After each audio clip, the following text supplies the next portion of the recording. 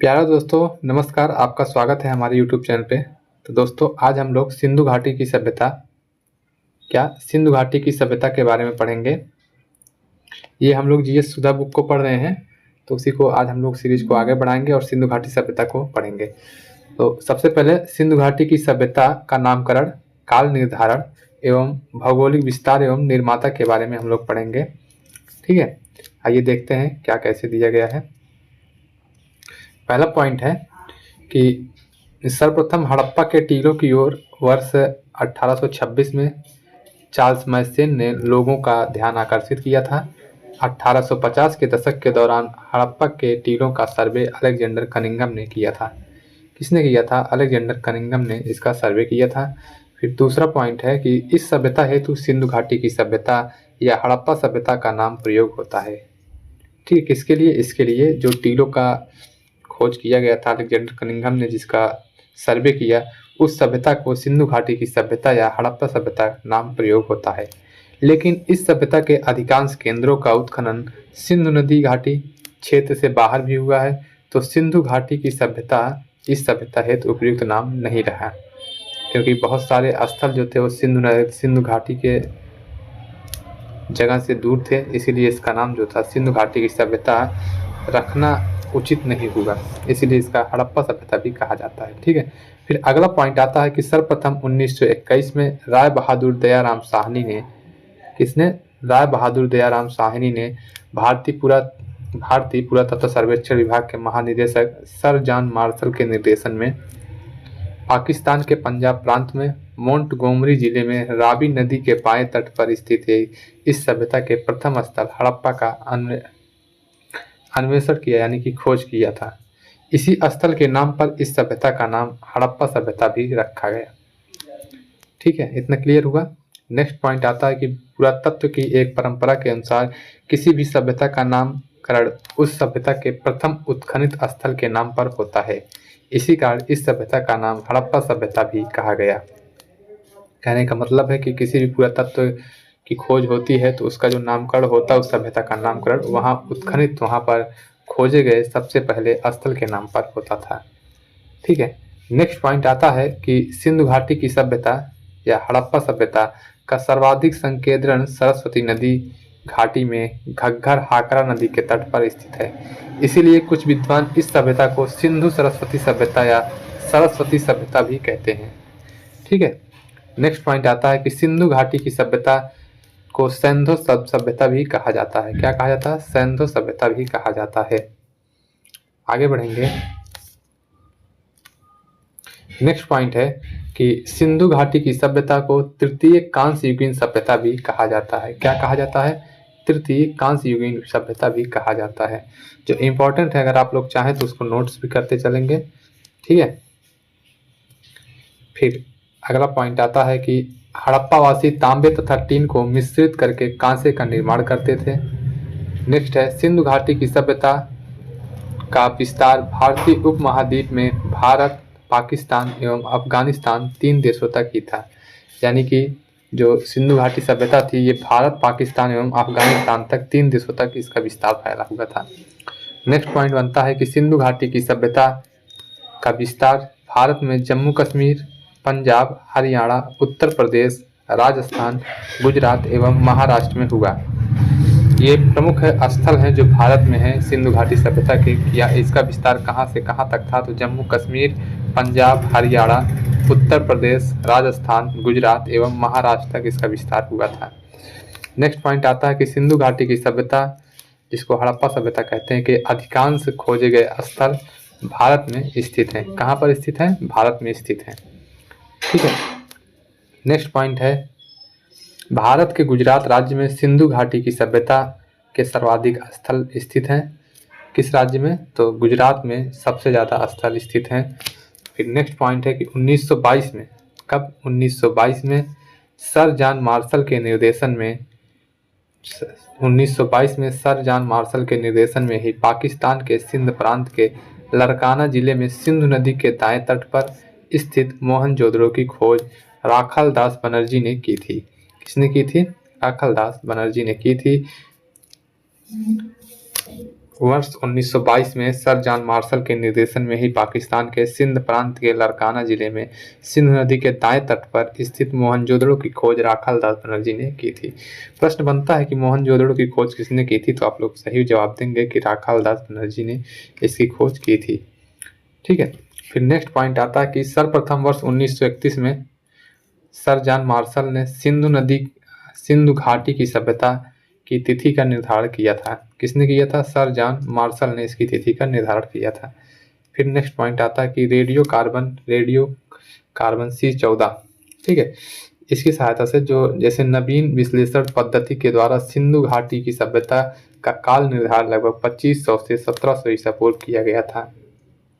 कितना माना जाता है? 2500 से 1700 ईसा पूर्व इसका काल निर्धारण माना जाता है। फिर यह सभ्यता लगभग 400 से 500 वर्षों तक विद्यमान रही और यह सभ्यता लगभग 2200 ईसा पूर्व से 2000 ईसा पूर्व के मध्य तक अपनी परिपक्व अवस्था में थी, यानी कि अपने परिपक्व अवस्था में यह सभ्यता थी। नवीन शोध में यह भी पाया गया कि यह सभ्यता लगभग 8000 वर्ष पुरानी है। कितनी पुरानी है? 8000 वर्ष पुरानी है ये सभ्यता। ठीक है, इस तरह से कुछ विद्वान है और पुस्तक है जिसके अनुसार सिंधु घाटी सभ्यता या हड़प्पा सभ्यता का टाइम पीरियड दर्शाया गया है। आप लोग इसको देखेंगे, समझेंगे। हाँ, अगर आप लोगों ने नवीन सर की ये जीएस की बुक ली हो तो साथ में बुक देख भी सकते हैं, उसको साथ साथ पढ़ते रहेंगे तो और भी अच्छा रहेगा। तो सबसे पहले आते हैं सर जॉन मार्शल। इनके अनुसार जो था ये 3250 ईसा पूर्व से 2750 ईसा पूर्व तक सिंधु घाटी सभ्यता का समयावधि मानते हैं। फिर अर्नेस्ट मैके जो है इन्होंने 2800 ईसा पूर्व से 2500 ईसा पूर्व, मधो स्वरूप वत्स 3500 ईसा पूर्व से 2700 ईसा पूर्व, सीजे गैड जो है ये 2350 ईसा पूर्व से 1750 ईसा पूर्व, मार्टिमर व्हीलर हैं 2500 ईसा पूर्व से 1500 ईसा पूर्व, डीपी अग्रवाल हैं ये 2300 ईसा पूर्व से 1750 ईसा पूर्व तक मानते हैं। कुछ और फेयर सर्विस ये 2000 से 1500 ईसा पूर्व और एनसीईआरटी जो है ये 2500 ईस्वी से 2500 ईसा पूर्व से 1800 ईसा पूर्व तक ये सिंधु घाटी सभ्यता का टाइम पीरियड मानता है। ठीक है, फिर आगे नेक्स्ट पॉइंट है कि सिंधु घाटी सभ्यता जो था का क्षेत्र अत्यंत व्यापक था। यह सभ्यता त्रिभुजाकार स्वरूप में थी। क्वेश्चन कभी कभी बनता है कि त्रिभुजाकार सिंधु घाटी सभ्यता का स्वरूप कैसा था, तो त्रिभुजाकार स्वरूप में थी। इस सभ्यता का क्षेत्रफल लगभग 13 लाख वर्ग किलोमीटर है। कितना है? 13 लाख वर्ग किलोमीटर है।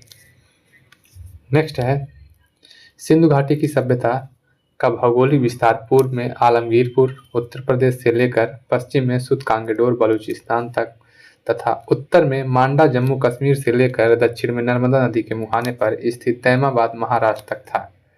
ठीक है, इस तरह से आप लोग समझ पाएंगे। एक डायग्राम दिया गया है, डायग्राम के माध्यम से मतलब उत्तर में ये जो था, उत्तर में कहाँ तक है? मांडा के जम्मू कश्मीर इसकी उत्तरी सीमा है, दक्षिणी सीमा तैमाबाद महाराष्ट्र और पूर्वी सीमा की बात करें तो आलमगीरपुर उत्तर प्रदेश जो कि हिंड नदी के तट पर है और पश्चिमी सीमा सुतकांगेडोर बलूचिस्तान ये इसकी पश्चिमी सीमा का निर्धारण करता है। इस तरह से इसका ये डायग्राम है। ठीक है, नेक्स्ट पॉइंट है कि सिंधु घाटी की सभ्यता हड़प्पा सभ्यता पूर्व से पश्चिम लगभग 1600 किलोमीटर तथा उत्तर से दक्षिण लगभग 1100 किलोमीटर तक फैली हुई है। कहने का मतलब ये है, ये जो पूर्व से पश्चिम है इसकी ये वाली लंबाई ये 1600 मीटर, ठीक, और जो ये वाली इसकी लंबाई है ये 1100 मीटर इसका विस्तार है। यानी कि इसका जो है पूरब से पश्चिमी विस्तार ज़्यादा है जबकि उत्तर से दक्षिण विस्तार कम है। ठीक, इस तरह से इसका विस्तार फैला हुआ है। सिंधु घाटी की सभ्यता के निर्माताओं के निर्धारण का एक महत्वपूर्ण स्रोत उत्खनन से प्राप्त हुए मानव कंकाल हैं। सर्वाधिक मानव कंकाल ये मोहनजोदड़ो से प्राप्त होते हैं। कहाँ से प्राप्त हुए हैं? मोहनजोदड़ो से। इन मानव कंकाल के परीक्षण से यह निर्धारित हुआ कि इस सभ्यता के अंतर्गत मुख्य रूप से 4 प्रकार की प्रजातियां निवास करती थी, जो कि निम्नलिखित हैं। ठीक है, पहला है भूमध्य सागरी, दूसरा प्रोटो ऑस्ट्रेलाइड, तीसरा अल्पाइन और चौथा है मंगोलाइड।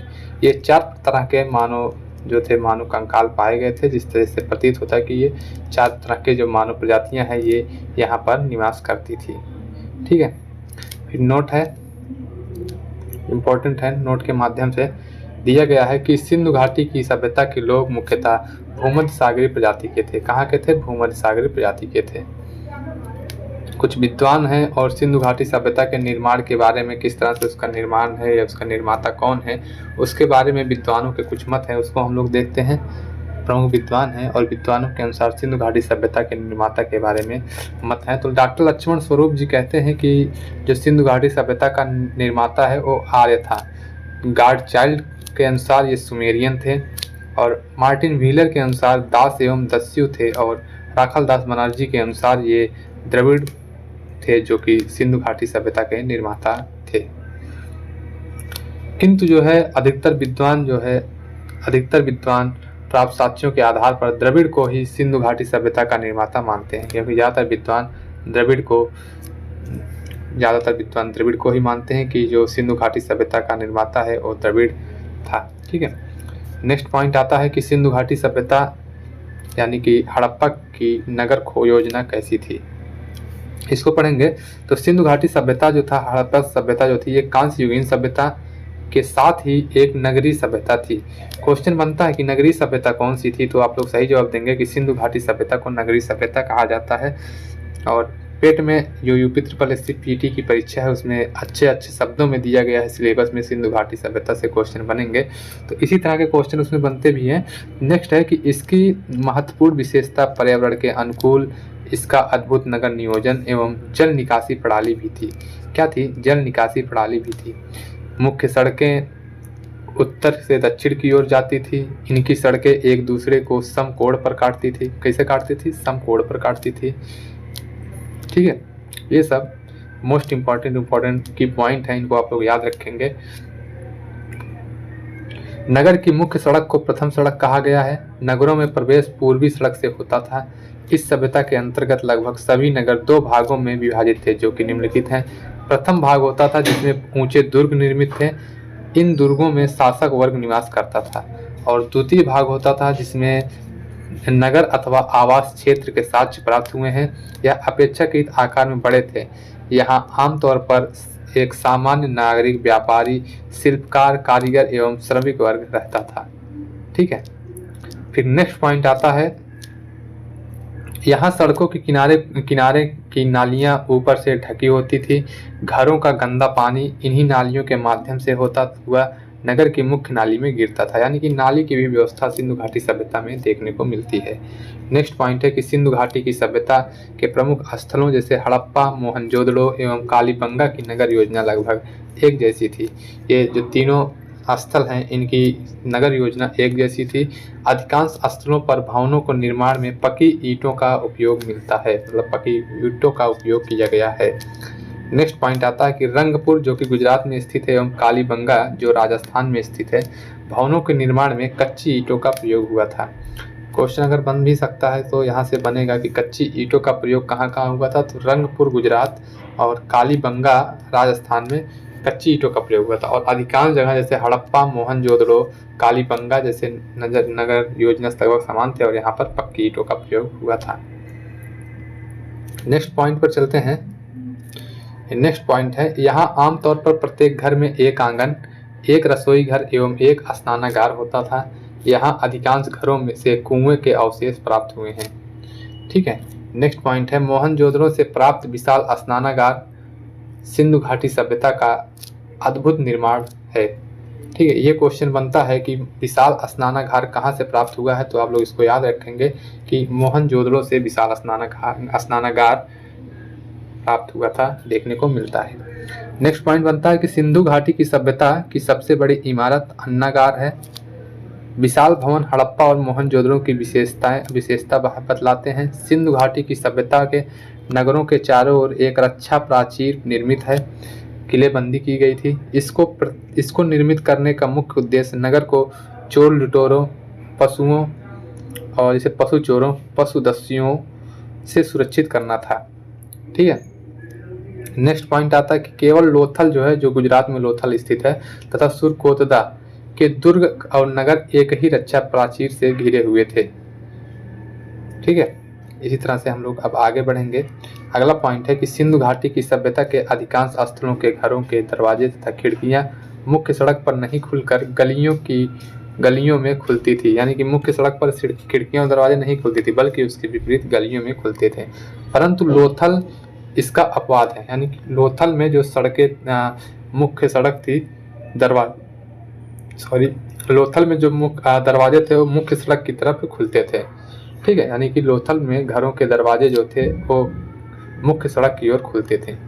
नेक्स्ट पॉइंट बनता है कि मकान के निर्माण में अनेक प्रकार की ईंटों का उपयोग किया जाता था, जिसमें ईंटों के आकार का अनुपात 4:2:1 था, यानी 4:2:1 का था। ठीक है, नेक्स्ट है कि सिंधु घाटी की सभ्यता की सबसे बड़ी ईंट मोहनजोदड़ो से प्राप्त हुई है। कहाँ से प्राप्त हुई है सबसे बड़ी ईंट? तो मोहनजोदड़ो से सबसे बड़ी ईंट प्राप्त हुई है। अब सिंधु घाटी की सभ्यता के प्रमुख स्थल हैं, ये मैप के माध्यम से दिया गया है। आप लोग के पास अगर बुक हो तो बुक में मैप देख लीजिएगा, समझ में आ जाएगा। ठीक है, इसमें डिस्प्ले पे थोड़ा सा कम दिखाई दे रहा है तो इसको देख लीजिएगा। अब हम लोग बात करेंगे हड़प्पा के बारे में। क्या बात करेंगे? हड़प्पा के बारे में हम लोग पढ़ेंगे एक एक पॉइंट हड़प्पा के बारे में। तो हड़प्पा का पहला पॉइंट है 1921 में राय बहादुर दयाराम साहनी ने हड़प्पा का सर्वेक्षण किया था। क्वेश्चन बनता है कि हड़प्पा की खोज किसने की थी? तो राय बहादुर दयाराम साहनी ने हड़प्पा का सर्वेक्षण किया था, हड़प्पा की खोज की थी। ठीक है, नेक्स्ट पॉइंट है कि RSR राव ने हड़प्पा सभ्यता को विश्व के प्रथम महान साम्राज्य की संज्ञा दी थी। क्या संज्ञा दी थी? कि विश्व के प्रथम महान साम्राज्य की संज्ञा किसने दी थी? तो SR राव ने दिया था। नेक्स्ट पॉइंट है कि हड़प्पा को तोरण द्वार का नगर भी कहा जाता है, तोरण द्वार का नगर भी कहा जाता है। नेक्स्ट है कि स्टुअर्ट पिगट ने हड़प्पा को अर्ध औद्योगिक नगर की संज्ञा दी है। नेक्स्ट पॉइंट बनता है स्टुअर्ट पिगट ने हड़प्पा एवं मोहनजोदड़ो को एक विशाल साम्राज्य की जुड़वा राजधानियों की संज्ञा दी है। याद रखेंगे, एक विशाल साम्राज्य की जुड़वा राजधानियों की संज्ञा किसने दिया था? स्टुअर्ट पिगट ने हड़प्पा एवं मोहनजोदड़ो को दिया था। ये कुछ इंपॉर्टेंट टर्म है, यहीं से क्वेश्चन बनते हैं, ये की पॉइंट है, आप लोग इसको ज़्यादा बेहतर तरीके से ध्यान में रखेंगे। नेक्स्ट पॉइंट बनता है कि हड़प्पा के निवासियों का अधिकांश व्यापार एवं धर्म संबंधी कार्यों में संलग्न रहता था। नेक्स्ट है हड़प्पा के 2 टीलों में पूर्वी टीले को नगर टीला एवं पश्चिमी टीले को दुर्ग टीला कहा गया है। नेक्स्ट पॉइंट बनता है हड़प्पा नगर की रक्षा हेतु पश्चिम में एक दुर्ग का निर्माण किया गया था। माना जाता है कि यह दुर्ग उत्तर से दक्षिण तक लगभग 415 मीटर लंबा एवं पूरब से पश्चिम तक लगभग 195 मीटर चौड़ा था।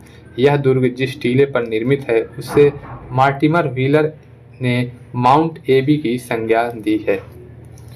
ठीक है, नेक्स्ट पॉइंट आता है इसमें। नेक्स्ट पॉइंट है कि हड़प्पा के अधिकांश घरों में शौचालय का अवशेष प्राप्त हुआ है। क्या? शौचालय का अवशेष हड़प्पा के अधिकांश घरों में प्राप्त हुए हैं। नेक्स्ट पॉइंट है प्रसाधन मंजूषा के अवशेष हड़प्पा से प्राप्त हुए हैं। फिर अगला बनता है कि लकड़ी के ताबूत में समाधान यानी कि विदेशी की कब्र का साक्ष्य जो है ये हड़प्पा से प्राप्त होता है। कहाँ से प्राप्त हुआ है? हड़प्पा से प्राप्त हुआ है। इस तरह से आप लोग देख सकते हैं। नेक्स्ट पॉइंट बनता है, अगला पॉइंट है कि हड़प्पा से सर्वाधिक अभिलेख युक्त मुहरें प्राप्त हुई हैं। पुरुष के धड़ की पाषाण मूर्ति नरबंधक प्रस्तर हड़प्पा से प्राप्त हुई है। पीतल की इक्का गाड़ी हड़प्पा से प्राप्त हुई है। नेक्स्ट है हड़प्पा से 16 ताम्र भट्टियां प्राप्त हुई हैं। नेक्स्ट है कि हड़प्पा से 2 पाषाण मूर्ति काले पत्थर की नर्तक की मूर्ति तथा लाल पत्थर की मानव मूर्ति प्राप्त हुई है। फिर नेक्स्ट है कि हड़प्पा से ईंटों से निर्मित वृत्ताकार चबूतरे एवं अन्नकूटन के चबूतरे भी प्राप्त हुए हैं। ठीक है, इस तरह से विभिन्न प्रकार के अवशेष जो थे वो हड़प्पा से प्राप्त हुए हैं। अगला है कि हड़प्पा से मजदूरों हेतु बैरक, श्रमिक आवास तथा कर्मचारियों हेतु आवास के साक्ष्य प्राप्त हुए हैं। नेक्स्ट पॉइंट बनता है कि हड़प्पा से एक स्त्री के गर्भ से निकलते हुए पौधे वाली मृण मूर्ति प्राप्त हुई है, जिसे सर जॉन मार्शल ने पृथ्वी माता की संज्ञा दी है।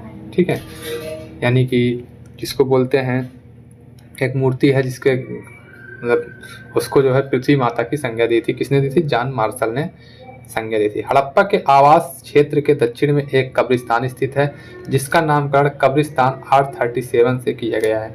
क्वेश्चन पूछता है कि R37 कहाँ प्राप्त हुआ है, तो ये हड़प्पा में प्राप्त हुआ था। कहाँ प्राप्त हुआ था? हड़प्पा में प्राप्त हुआ था।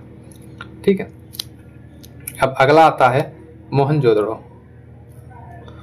मोहनजोदड़ो के ऊपर एक मूवी बनी है, आप लोग देखिएगा, अच्छी मूवी है। वर्ष 1922 में मोहनजोदड़ो की खोज राखालदास बनर्जी ने की थी। किसने किया था? राखालदास बनर्जी 1922 में। हड़प्पा की खोज किसने की थी? तो 1921 में किसने किया था? दयाराम साहनी ने किया था। और मोहनजोदड़ो की खोज राखालदास बनर्जी ने की थी 1922 में। ठीक है, नेक्स्ट पॉइंट आता है सिंधी भाषा में मोहनजोदड़ो का शाब्दिक अर्थ मृतकों का टीला होता है। मृतकों का टीला, ये इम्पॉर्टेंट है, क्वेश्चन यहाँ से बन जाता है कि मृतकों का टीला किसे कहते हैं। तो मोहनजोदड़ो का जो है सिंधी भाषा में इसका अर्थ होता है मृतकों का टीला। ठीक है, नेक्स्ट पॉइंट आता है कि मोहनजोदड़ो के प्रमुख उपनाम सिंध का नखलिस्तान, सिंध का बाग, रेगिस्तान का बगीचा है। नेक्स्ट पॉइंट है मोहनजोदड़ो की शासन व्यवस्था जनतंत्रात्मक थी। कैसी थी मोहनजोदड़ो की शासन व्यवस्था? तो ये जनतंत्रात्मक व्यवस्था थी यहाँ की। नेक्स्ट पॉइंट आता है मोहनजोदड़ो में जाल पद्धति ग्रिड पैटर्न पर समानांतर सड़कों का जाल बिछा था। ठीक है, आगे बढ़ते हैं। मोहनजोदड़ो से सर्वाधिक चौड़ी सड़क प्राप्त हुई है, यह लगभग 10 मीटर चौड़ी थी। नेक्स्ट है मोहनजोदड़ो की सबसे बड़ी इमारत विशाल अन्नागार है। क्वेश्चन बनता भी क्वेश्चन कि विशाल अन्नागार कहाँ से प्राप्त हुआ है, तो इसका सही जवाब होगा मोहनजोदड़ो से। विशाल अन्नागार लगभग 45.71 मीटर लंबा एवं लगभग 15.23 मीटर चौड़ा है। नेक्स्ट बनता है कि मोहनजोदड़ो में विशाल अन्नागार किले के अंदर स्थित था। अगला पॉइंट है मोहनजोदड़ो का सर्वाधिक महत्वपूर्ण सार्वजनिक स्थल विशाल स्नानागार है। इस विशाल स्नानागार के केंद्रीय खुले प्रांगण के मध्य एक जलाशय यानी कि तालाब बना है। ठीक है, इस विशाल स्नानागार के उत्तर तथा दक्षिण पार्श्व में जलाशय में उतरने के लिए सीढ़ियां निर्मित है। इस विशाल स्नानागार का निर्माण धार्मिक उद्देश्यों हेतु हुआ था। माना जाता है कि इस विशाल स्नानागार के निर्माण में बिटुमन का उपयोग हुआ है। किसका उपयोग हुआ? बिटुमिन का उपयोग किया गया था। सर जॉन मार्शल ने इस विशाल स्नानागार को तात्कालिक विश्व का आश्चर्यजनक निर्माण, मतलब उस टाइम का ये जो था ये आश्चर्यजनक निर्माण कहा जाता है। यह विशाल स्नानागार लगभग 11.89 मीटर लंबा और 7.01 मीटर चौड़ा एवं लगभग 2.44 मीटर गहरा है। इस विशाल स्नानागार को सिंधु घाटी की सभ्यता की सबसे सुंदर कृति मानी जाती है। क्या मानी जाती है? सबसे सुंदर कृति इसको मानी जाती है। ठीक है, नेक्स्ट पॉइंट है कि मोहनजोदड़ो में सर्वाधिक मुहरें प्राप्त हुई हैं। सर्वाधिक मुहरें कहाँ से प्राप्त हुई हैं? तो मोहनजोदड़ो से सर्वाधिक मुहरें प्राप्त हुई हैं। सर जॉन मार्शल ने मोहनजोदड़ो से प्राप्त पत्थर की नृत्यरत आकृति को नटराज शिव कहा है। यहाँ पर एक नृत्य करता हुआ एक आकृति मिला है जिसको सर जॉन मार्शल ने नटराज शिव का संज्ञा दी है, मतलब नटराज शिव की मूर्ति बताया है। नेक्स्ट आता है कि हड़प्पा में मोहनजोदड़ो में भवनों के निर्माण में सामान्यतः पक्की ईंटों का उपयोग किया गया था। ये देखिए उतना पुराने साल पहले की बात है कि जब उस टाइम भी जो भवन निर्माण होते थे उसमें पक्की ईंटों का उपयोग मिलता है। नेक्स्ट पॉइंट है कि मोहनजोदड़ो से नाव के चित्र अथवा मॉडल प्राप्त हुए हैं। नेक्स्ट है मोहनजोदड़ो से चांदी के बर्तन, कपड़े के अवशेष प्राप्त हुए हैं। ठीक है, फिर है मोहनजोदड़ो से कांसे की नर्तकी की एक मूर्ति पाई गई है। इस मूर्ति को द्रव्यमोम विधि के द्वारा बनाया गया है। किसके द्वारा बनाया गया है? तो द्रव्यमोम विधि के द्वारा बनाया गया है। नेक्स्ट पॉइंट आता है कि मोहनजोदड़ो से मुद्रा पर अंकित पशुपतिनाथ शिव की मूर्ति प्राप्त हुई है। ठीक है, ये कुछ पॉइंट थे मोहनजोदड़ो से संबंधित जो इसमें इंपॉर्टेंट पॉइंट थे, उसको आप लोग नोट करते हुए चलेंगे। फिर नेक्स्ट आता है चनहुदड़ो। ठीक है, चनहुदड़ो पाकिस्तान के सिंध प्रांत में सिंधु नदी के तट पर स्थित है। कहाँ स्थित है? सिंधु नदी के तट पर स्थित है। इसकी खोज एनजी मजूमदार ने किसने किया था? एनजी मजूमदार ने की थी तथा यह उत्खनन कार्य अर्नेस्ट मैके ने कराया था। ठीक है, इसका पॉइंट बनता है कि चनहुदड़ो को सिंधु नदी की सभ्यता का औद्योगिक केंद्र माना जाता है। क्या माना जाता है? औद्योगिक केंद्र माना जाता है सिंधु घाटी सभ्यता का। दूसरा पॉइंट है कि चनहुदड़ों से वक्राकार ईंटों के प्रमाण मिले हैं, वक्राकार ईंटों के प्रमाण मिले हैं। अगला है चनहुदड़ों से गुरिया निर्माण का कारखाना प्राप्त हुआ है, यानी कि मनका जिसको बोलते हैं। चनहुदड़ों मनका बनाने का एक प्रमुख केंद्र था। ठीक है, नेक्स्ट पॉइंट आता है चनहुदड़ों से किसी दुर्ग का अस्तित्व प्राप्त नहीं हुआ है, यानी कि किसी भी दुर्ग का अस्तित्व प्राप्त नहीं हुआ। ठीक है, नेक्स्ट पॉइंट है चनहुदड़ों से झूकर एवं झांगर संस्कृति के अवशेष भी प्राप्त होते हैं। एक संस्कृति है झूकर एवं झांगर, उसका भी अवशेष जो है चनहुदड़ों से प्राप्त होता है। ठीक है, अब हम लोग अगला पढ़ेंगे। अगला है लोथल। ठीक है, लोथल के बारे में पढ़ेंगे। लोथल जो था ये भारत के गुजरात राज्य के अहमदाबाद जिले में भोगवा नदी के तट पर स्थित है। इसकी खोज SR राव ने किया था। किसने किया था? SR राव ने इसकी खोज की थी। लोथल को लघु हड़प्पा तथा लघु मोहनजोदड़ो भी कहा जाता है। लघु हड़प्पा तथा लघु मोहनजोदड़ो भी कहा जाता है। लोथल सिंधु घाटी की सभ्यता का एक प्रमुख बंदरगाह था। क्वेश्चन पूछता है कि बंदरगाह कौन था सिंधु घाटी सभ्यता का, तो इसका सही जवाब होगा लोथल जो था सिंधु घाटी सभ्यता का बंदरगाह था। यहाँ से सुगमतापूर्वक पश्चिमी एशिया के से व्यापार होता था। ठीक है, नेक्स्ट पॉइंट है कि लोथल के पूर्वी भाग से जहाज की गोदी यानी कि डॉकयार्ड प्राप्त हुआ है। डॉकयार्ड कहाँ से प्राप्त हुआ? लोथल से प्राप्त हुआ। यह पक्की ईंटों से निर्मित है। इसका आकार लगभग 214 मीटर लंबा और लगभग 36 मीटर चौड़ा एवं 3.3 मीटर गहरा है। ठीक है, लोथल का गोदीबाड़ा जो था सिंधु घाटी की सभ्यता की सबसे बड़ी संरचना थी। सबसे बड़ी संरचना क्या थी? लोथल का गोदीबाड़ा। ठीक है, नेक्स्ट पॉइंट आता है कि लोथल से भी नाव के चित्र अथवा मॉडल प्राप्त हुए हैं। क्या प्राप्त हुए हैं? नाव के चित्र अथवा मॉडल जो है ये लोथल से भी प्राप्त हुए हैं। फिर अगला आता है लोथल में नगर को दो भागों में विभाजित नहीं करके एक ही रक्षा प्राचीर से संपूर्ण नगर को दुर्गीकृत किया गया था। फिर नेक्स्ट है लोथल से चावल धान के प्रथम साक्ष्य प्राप्त हुआ है। लोथल से फारस की मुहर तथा पक्के रंग के रंगे हुए पात्रों के मिलने के प्रमाण भी प्राप्त हुआ है। फिर है कि लोथल से 3 युगल समाधियां प्राप्त हुई, यानी कि एक ही समाधि में 3 जोड़ों को एक साथ बनाया गया था। ये कहाँ से प्राप्त हुआ है? ये लोथल से प्राप्त हुआ है। फिर अगला है कालीबंगा। कालीबंगा भारत के राजस्थान राज्य के हनुमानगढ़ जिले में घग्गर नदी के बाएं तट पर स्थित है। इसकी खोज अमलानंद घोष ने की थी। किसने की थी? अमलानंद घोष ने इसकी खोज की थी तथा यहाँ पर उत्खनन कार्य BB लाल एवं BK थापर ने करवाया था। पॉइंट बनता है कि कालीबंगा के उत्खनन से हड़प्पा कालीन संस्कृति के 5 स्तर प्राप्त हुए हैं। कालीबंगा का शाब्दिक अर्थ है काले रंग की चूड़ियाँ। इस तरह से प्रश्न भी पूछ लेता है कि काले रंग की चूड़ियाँ किससे संबंधित है, तो ये कालीबंगा का शाब्दिक अर्थ होता है काले रंग की चूड़ियाँ। नेक्स्ट पॉइंट है कालीबंगा से जुते हुए खेत के साक्ष्य मिले हैं। क्या मिले हैं? जुते हुए खेत के साक्ष्य मिले हैं। कालीबंगा में एक फर्श से अलंकृत ईंटों के साक्ष्य मिले हैं। ठीक है, अलंकृत ईंटों के साक्ष्य मिले हैं। अगला है कालीबंगा से 7 आयताकार अग्निकुंड अग्निवेदिकाएं प्राप्त हुई हैं। क्या प्राप्त हुई हैं? अग्निकुंड और अग्निवेदिकाएं प्राप्त हुई हैं। फिर अगला है कालीबंगा में भवनों के निर्माण में कच्ची ईंटों का उपयोग मिलता है। जहाँ हर जगह पक्की ईंटों से भवन निर्माण देखने को मिलता था, वहीं कालीबंगा में कच्ची ईंटों का उपयोग किया गया है। ठीक है, कालीबंगा में दुर्ग क्षेत्र तथा नगर क्षेत्र दोनों अलग अलग रक्षा प्राचीर से घिरे हुए थे। फिर अगला पॉइंट बनता है कालीबंगा में स्पष्ट रूप से जल निकासी प्रणाली का अभाव था। यहाँ पर नालियाँ नहीं बनी थी, यानी कि जल निकासी प्रणाली यहाँ पर नहीं थी। नेक्स्ट पॉइंट बनता है कालीबंगा में शवों के अंत्येष्टि संस्कार हेतु 3 विधियाँ प्रचलित होने के प्रमाण मिलते हैं। ठीक है, इस तरह से हम समझ सकते हैं कि उस समय का मानव कितना विकासशील था, कितना विकसित था। नेक्स्ट पॉइंट आता है कि कालीबंगा से प्रतीकात्मक समाधियां भी प्राप्त हुई, यानी कि प्रतीक वाली समाधियां प्राप्त हुई हैं। नेक्स्ट है कालीबंगा से बेलनाकार मुहरें प्राप्त हुई हैं। बेलनाकार मुहरें कहाँ से प्राप्त हुई हैं? तो कालीबंगा से बेलनाकार मुहरें प्राप्त हुई हैं। ठीक है, अगला है बनावली। ठीक, बनावली भी इम्पोर्टेंट है अपने आप में। तो बनावली भारत के हरियाणा राज्य के फतेहाबाद जिले में स्थित है। इसकी खोज RS बिष्ट ने किया था। किसने किया था? RS बिष्ट ने।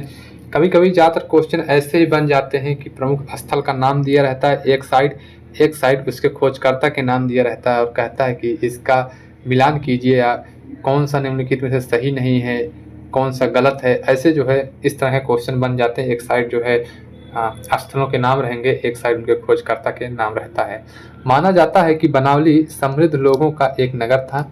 ठीक है, अगला पॉइंट इसमें बनता है कि बनावली से हड़प्पा कालीन संस्कृति के 3 स्तर प्राक सैंधव, विकसित सैंधव एवं उत्तर सैंधव संस्कृतियों के अवशेष प्राप्त हुए हैं।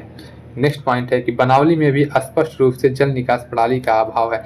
यहाँ पर भी नालियों का निर्माण नहीं हुआ था। कहाँ पर? बनावली में भी नालियों का निर्माण नहीं हुआ था। इसके पहले हम लोगों ने क्या पढ़ा था?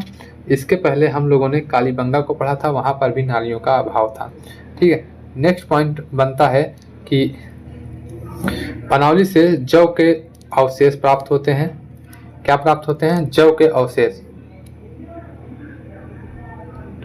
जौ के अवशेष जो है बनावली से प्राप्त होते हैं। बनावली से खिलौने के रूप में हल की आकृति, मिट्टी का हल, यानी कि जिसको टेराकोटा मॉडल कहते थे, ये भी बनावली से ही प्राप्त होता है। टेराकोटा से बना हुआ हल। किससे बना हुआ?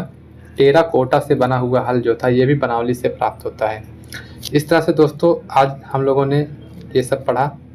ठीक है, आशा करता हूँ वीडियो अच्छा लगा होगा आप लोगों को, और अच्छा लगा होगा तो वीडियो को लाइक कर दीजिएगा और चैनल को दोस्तों के पास ज़्यादा से ज़्यादा शेयर कीजिएगा और चैनल को सब्सक्राइब कीजिएगा। ठीक है, अगले वीडियो में आएंगे। अगला वीडियो, अभी प्रमुख स्थल और बचे हैं, जैसे धौलावीरा बच्चा है, राखीगढ़ी, रोपड़, इस तरह के भी कुछ स्थल और बचे हैं।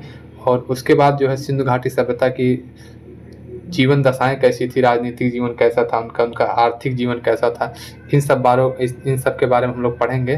फिर उसके बाद हम लोग वैदिक काल यानी कि वैदिक सभ्यता आगे हम लोग पढ़ेंगे। ठीक है, मिलेंगे अगले वीडियो में, तब तक के लिए धन्यवाद।